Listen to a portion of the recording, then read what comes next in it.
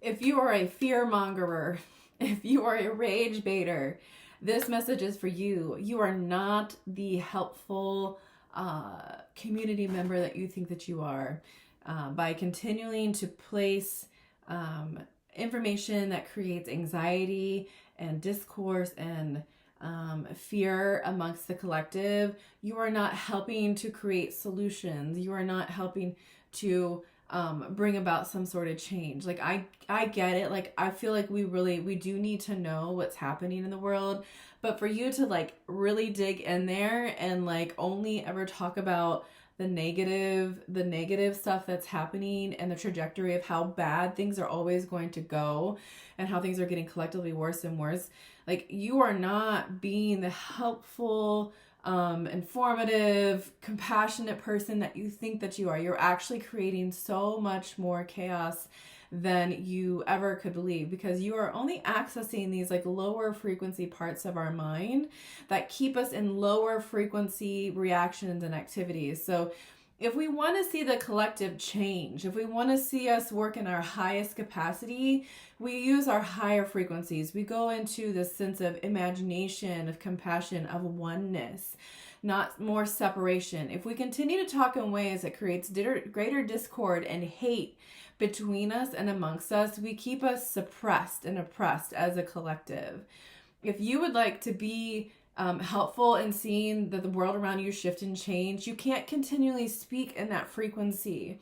You have to bring it, cultivate it within yourself, and then bring it up and out into the world so that other people can latch into it, hook into it, and help it elevate them as well. Frequency, the waves work together in, physics and all these really remarkable ways, right? But if we continue to spout hatred and fear and discourse among the collective, then we will only get back what we put out. And this is like, I hope you hear me so clearly, like this is not a good vibes only, right? But it's how you talk about it that makes the difference, right? You don't have to pretend like shit's not happening, right? We don't have to pretend that like the government is actually doing just fine, right? Which it kind of is, because all things are doing just fine. But we also are actively engaging in our humanness, in our relationships to each other, okay? And so we can't like only ever point out the bad stuff and how things are falling apart if our goal is to collectively bring things back together, evolved and more euphoric even, or just harmonious is really the goal here, because euphoria is not achievable, in my opinion, on Earth, because that's not why we came here. We didn't come here for like pure bliss as a collective. We came here for a spectrum of experience, a place to experience opposites, to feel density, to have a wide range of emotions. And so that's never been the goal of humanity, to be euphoric in some sort of like endless peace. But we also are stuck in the story of what humanity has been thus far. And if we continue to project the retell the story over and over again about who is doing what and how bad things are going, we will never get out of this pattern as a collective. And so you can be honest, you can be aware of what's happening in the world. We can say agree in an agreeable way.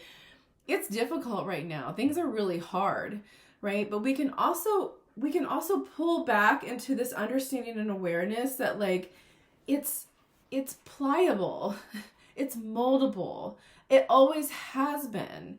It's never been a set destiny for humanity one way or the other. It's something that we are like engaging with. It's living, it's breathing, it's an organism. And our beliefs can cultivate our reality. So if we continue to believe that we're fucked, if you continue to believe that the nuclear bombs are on their way at any moment, if you continually believe that the earth is on the cusp of like desolation, that is the world that you will create. And if you continue to spread it at rapid paces and you feed into the fear of the collective, which is actually very strong, fear energy is incredibly strong, and people can emotionally tap into it very quickly, you accelerate the rate of manifestation, right? So if you truly want to help people, stop fucking being in fear all the time. if you really want to help people, you have to also cast a vision of how else it can be, of encouraging other people to lean into their essence, their unique gifts that they've brought into this lifetime to help aid in the evolution of the collective. Instead of telling everybody how to prepare for the end, encourage everybody to think about how it can look different moving forward. What role can they play? How can they see their world flipped upside down on their head, only to reveal a wonderful new experience of human life? Right? We have the intelligence to be living in a completely different world than the one that we live in. But everyone has ascribed to the beliefs that this is how it ends. This is that we're in this downward spiral of how it goes. Right? And that is on us. We did that. We all ascribe to the belief that this is how humanity plays out. And so we keep feeding it and we keep fueling it, and it keeps speeding up and moving towards that trajectory. But the truth is, at any point in time, you can shift your reality. You can let go of this one experience and say, oh no, I'm ready for this wisdom that I've always had to finally land inside of my body, so that I can act out in the world in a way that my frequency, my vibration is impacting people in such a way that they pay attention to. And they're like, oh, I wonder what I can bring to the collective. That is the age of Aquarius. It's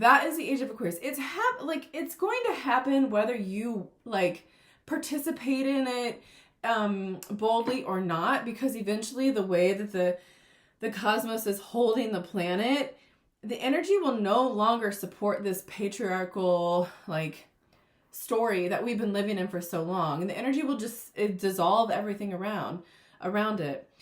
It's like this: how much do you want to suffer in the transition of that, right? How much do you want to suffer? How much do you want to ascribe to the drama that's been playing out for the past 200 years? How much do you want to be there to see it through to the end? Do you really want to grit and really be in the friction of it? Or how much do you want to step back and be like, okay, this can go a totally different way. So instead of putting all my energy and focus on figuring out how it's going to end, I can step back and be like, how can I welcome in what's coming instead? How can I make space within myself to receive the next energy of the evolution? Right? It doesn't have to be this way. I'm so sick of listening to this fear mongering. And I'm not even going to apologize for it.